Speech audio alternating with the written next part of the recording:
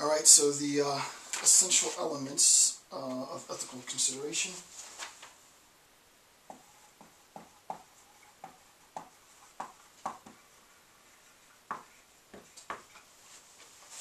Four, sorry.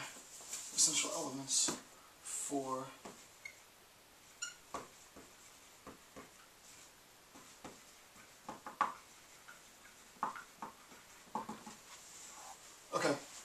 as I said before, we always want to make sure that we place ethical considerations above observational data, right? We don't want observational data to take precedence over ethical considerations. So we're going to look at some of the elements, just some of the elements that we need to factor into our qualitative methods research, which are going to directly address these ethical considerations. So with respect to the participant then,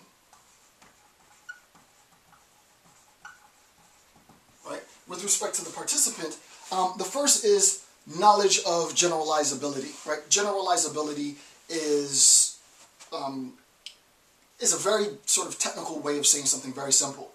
It's the fact that I'm going to take my findings with respect to, for example, phenomenological research, and I'm going to take the interviews of 8 people and I'm going to generalize across a population of people that have similar demographic identifiers, similar characteristics that identify them, to say that this might be an indication that members of the community with similar demographic identifiers might experience, right? So I'm going to generalize my findings.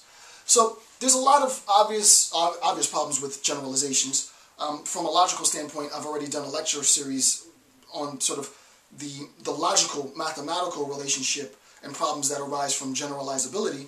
But in ethical considerations, what we want to do is we want to make sure that the participant recognizes this, right? So recognize the fact that our findings are going to be generalized, and that when we're talking about the participant, we're not talking about the participant as Jason J. Campbell, right? We're talking about the participant in a more abstracted sense.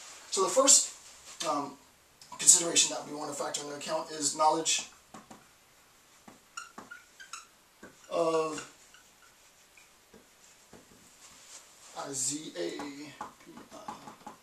right? Knowledge of generalizability. Number 2 is obviously autonomy.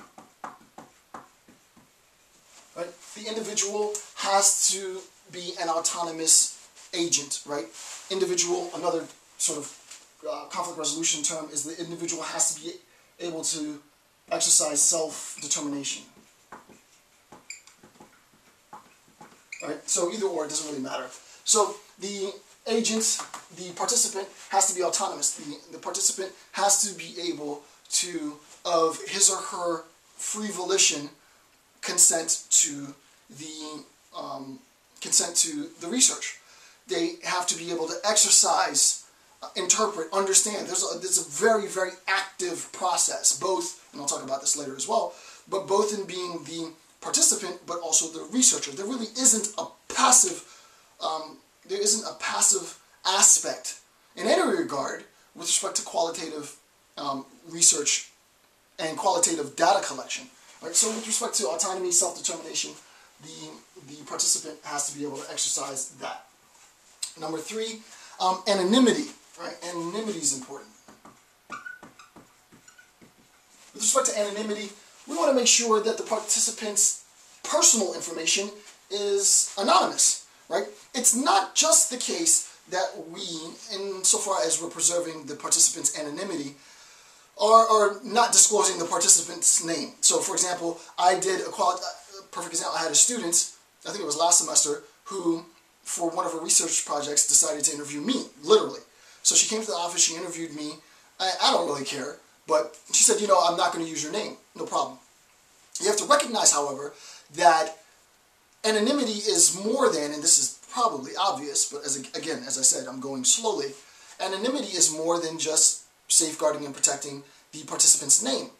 If any descriptors, if any description within your qualitative assessment, in your final report, in the collection of data, in your fieldwork, identifies or could potentially identify a participant, well, that's problematic, right? So if you go to a particular facility and the facility is populated, and you're in, this is off the top of my head, the facility, you're interviewing employees, and there's one woman who works in the whole community, and in your research you give her a fake name, so you say Jane Doe, but you refer to her as she. It doesn't take a rocket scientist to recognize that, hey, we had an external researcher come in to interview one of our employees, and the researcher is using the name she. It's probably Mary, in HR. So you get an idea. I'm sort of being trite here, and hopefully blaringly obvious, but when we talk about securing and safeguarding anonymity, we're not saying something is just sort of mundane as not using the person's name. Specifically, however, your particular mentors and your IRB board will hopefully, I'm sure they will go through methodically and say, no, this can't be included, this can't be included, this can't be included, because we want to protect the anonymity of your participants. So that's important. Number 4, obviously, consent. I'll talk later about consent. I'm going to use quite a bit of feminist literature to develop the idea of consent in qualitative methods research. And one of the reasons why I like this book is that this book has a sort of very heavy feminist bent to it, right? There is a sense in which feminist conceptualizations, feminist theory inform a lot of the developing sort of discourse on ethics and qualitative methods research. I think for future research, I'm not going to do this research myself. You might if you're a graduate student, right? Do I want to get this deep yet? I don't know if I want to go too deep just now because we're just getting started. But there is a sense in which it's important to talk about the instrument of data collection in all of its various forms for qualitative methods research and theoretical approaches to that instrument, right? So sort of a meta-analysis of qualitative methods. And this is where our discussion is going, right? We're not going to talk just simply about the collection of the data, the processing of information. That's more what the first, whatever the length of the series was, 8 to 10 hours of Qualitative Methods 1 was. In the second account, what we're doing now are more of the ethical considerations in the way in which researchers navigate, right, through the process of research itself. And as you'll find out, as I can attest to myself, as an active researcher, I've been doing qualitative methods research since probably 05-ish, or 5 or 6.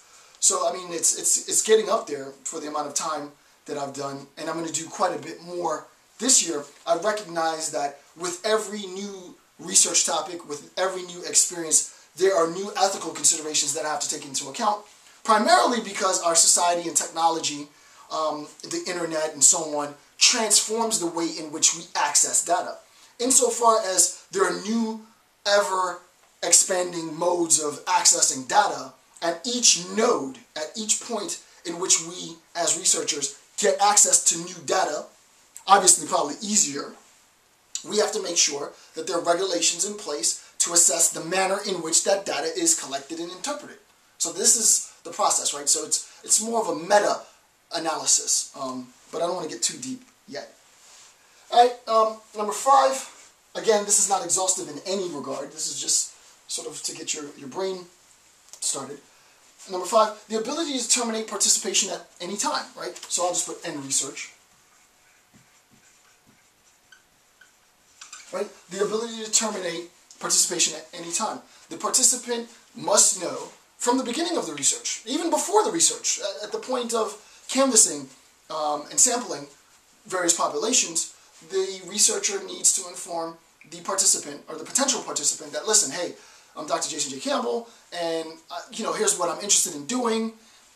You fit the demographics for individuals that I'm interested in getting data from. Would you be interested in participating in my research? Well, I'm not sure, blah, blah, blah. Well, here's some of the questions that I'll probably ask you. Are you comfortable with these questions? Yeah, I don't really have a problem with that, but, I don't know. Well, I just want you to know that at any time in the research, you are free to dismiss yourself. You're free to drop out. You're free to quit the participation. And any information that I've collected at that point, you can either allow me to keep and publish as I have, or I'll totally get rid of it, right? So this is what you want to do. You want to make sure that your participant recognizes at every point